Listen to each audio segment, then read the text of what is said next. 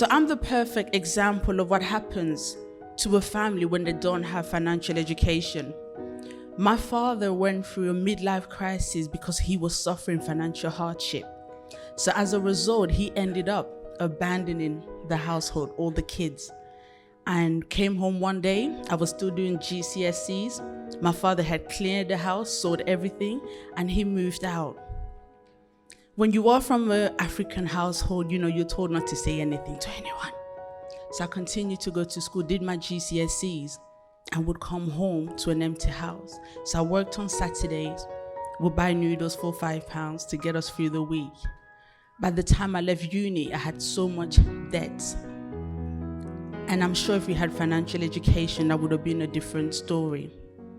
So I became a mother also, but I was going in the same direction as what my father had already taken us to. So I guess God wasn't happy with that. He has a purpose for each and every one of us. And a lot of the time, we seem to, go away from what God wants us to do. So he gave me this nasty wake-up call. Nobody wants to ever get that kind of wake-up call. I was called in by my doctors and I was given the news no one wants to hear. It's not good. It is so. I said, how long do I have? But when I went home, I realized, why am I fussed about how long I have left? Because they've not told me something that was new. I guess death is part of life, right? We are born and then we pass away. For some reason, when I heard that for the first time, it was almost as if everybody else was immortal and I was just told, hey, you're the only one going. So, but then why do I see it as a wake-up call? I'm a mother. I had to see that I didn't want my kids to have the same yesterday I had.